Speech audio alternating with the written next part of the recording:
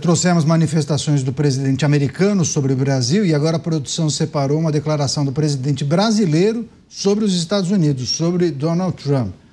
Lula criticou a suspensão do visto americano de Mozart Júlio Tabosa Salles, secretário de Atenção Especializada à Saúde do Ministério da Saúde. Essa medida foi anunciada pelo secretário de Estado dos Estados Unidos, Marco Rubio, em razão da formulação do programa Mais Médicos. Essa iniciativa é vista pelo governo de Donald Trump como um esquema coercitivo de exportação de mão de obra do regime cubano que explora trabalhadores médicos por meio de trabalho forçado. Lula também defendeu o fim do embargo econômico dos Estados Unidos contra Cuba. Vou abrir aspas para a declaração do presidente brasileiro. Quero dizer para os companheiros cubanos que o fato de eles caçarem Mozart foi por causa de Cuba, porque tinham ido a Cuba. É importante eles saberem que a nossa relação com Cuba é de respeito. É um povo que está sendo vítima de um bloqueio há 70 anos. Hoje estão passando necessidade. É um bloqueio sem nenhuma razão. Os Estados Unidos fizeram uma guerra e perderam. Aceitem que perderam e deixem os cubanos viverem em paz. Deixem viverem a vida. Donald Trump não é imperador, gente. Fecho aspas, essa a declaração do presidente brasileiro criticando a cassação do visto americano dessa figura que integra o governo, ligado inclusive ao programa Mais Médicos, que foi criado e instituído em administrações do PT. Você, Roberto Mota, a resposta no dia seguinte do presidente brasileiro que sobe o tom, faz críticas, mas adota uma retórica até que antiga, né? Já escutamos quantas vezes ele tratar dessas questões, né? Pois é. Caniato, em 1961, o STF indeferiu um pedido de extradição feito pelo governo revolucionário de Cuba. Indeferiu por unanimidade. Cuba pedia a extradição de um militar do antigo regime que tinha sido acusado de homicídios.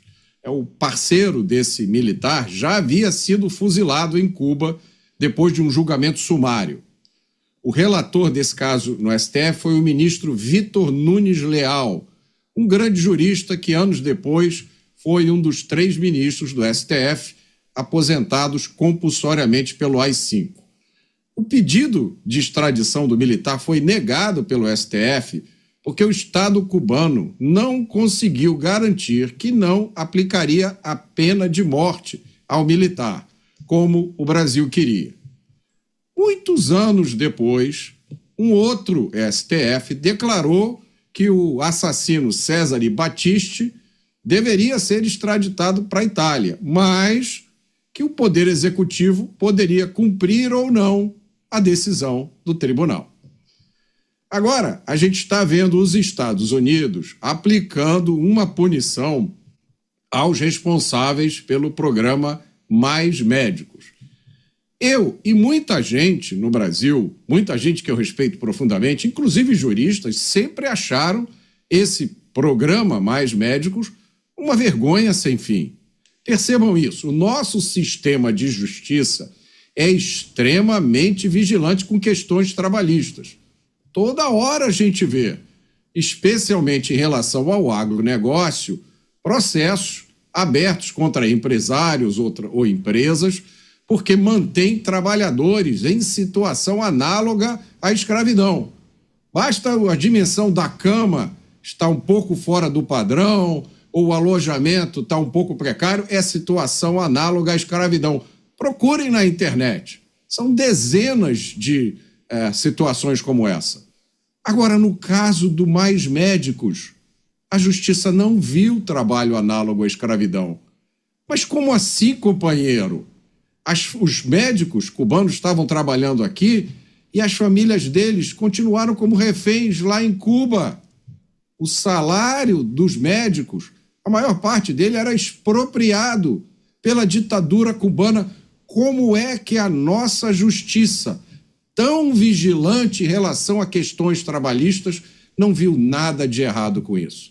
Essa é a pergunta que a gente tem que responder. Pois é, ontem, durante o programa Os Pingos nos Is, nós trouxemos a informação, a manifestação de Marco Rubio, que é o responsável pela diplomacia, anunciando que autoridades brasileiras ligadas ao Mais Médicos, além de integrantes da OPAS, a Organização Pan-Americana de Saúde, teriam seus vistos cassados por conta da participação e relação com esses programas conectados ao regime cubano. Você, Kriegner, queria escutar primeiro sua reflexão sobre a decisão do governo norte-americano. Há quem entenda que isso remete a algo que tem a ver mais com Marco Rubio, a relação que ele tem, inclusive, com o regime cubano. Os pais dele são cubanos. Teve analista que falou que seria uma espécie de vingança. O pessoal também gosta, né? E aí, naturalmente, é preciso também trazer as ponderações sobre essa manifestação do presidente brasileiro, que muita gente dizia, seria bom o presidente brasileiro evitar discursos de improviso, para não colocar mais gasolina nessa crise. Mas parece que ele não escutou esses conselhos, né?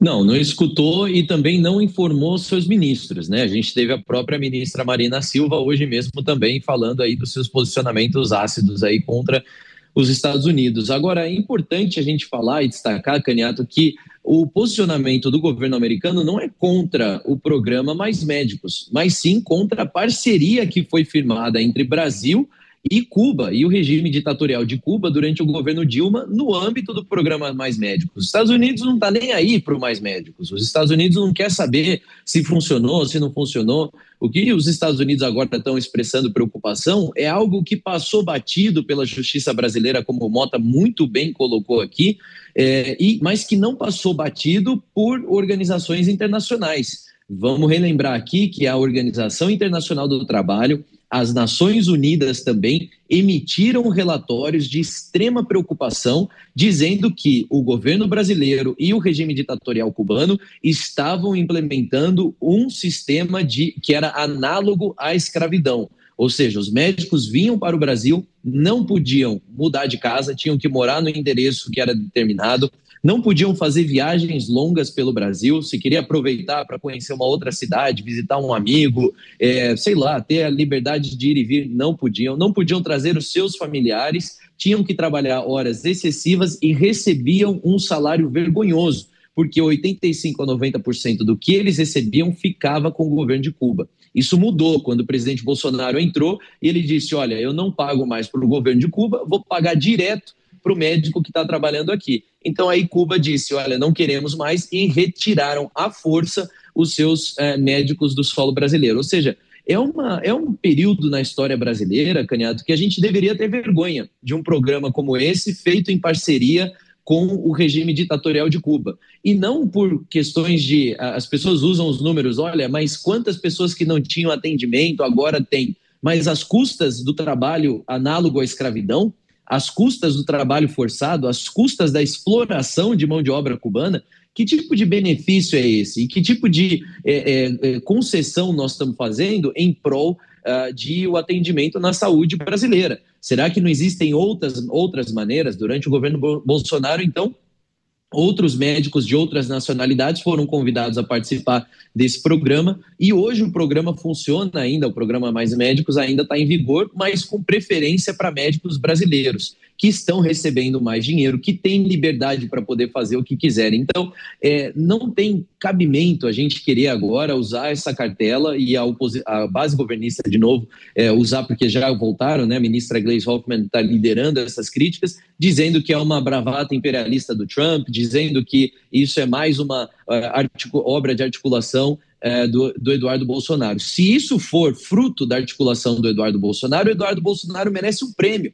porque foi uma parceria que violou direitos humanos de cidadãos cubanos que foram forçados a trabalhar no Brasil. Se isso foi a articulação do Eduardo Bolsonaro, é ele que merece aí talvez um troféu da paz, um troféu de justiça e de direitos humanos, porque é realmente um episódio da história brasileira recente que passou batido por muitos, não passou batido pelos órgãos internacionais, mas que ainda é passível de punição. Pois é, eu até resgatei, porque as pessoas ficam curiosas, né? Mas espera lá, eles recebiam o salário, mas não ficavam com todo o salário. E aí eu acabei caindo numa reportagem de 2018, portanto, há 7 anos. E aí a reportagem fala que o Ministério da Saúde transferia para a OPAS, que é essa organização, um valor aproximado de R$10.500. E aí, naquele mesmo ano, houve um reajuste para R$11.500. Só que os profissionais cubanos recebiam somente R$3.000. R$3.000. Então, assim, praticamente 70% eram destinados ao regime cubano. Confiscava mesmo esse valor. Você, Dávila, as críticas feitas pelo presidente brasileiro em relação à manifestação de Marco Rubio e essa decisão de cassar os vistos dessas figuras que participaram do programa Mais Médicos. Caniato, vou ser repetitivo no meu comentário. Populistas não gostam de fatos, gostam de versão, gostam de criar historinha.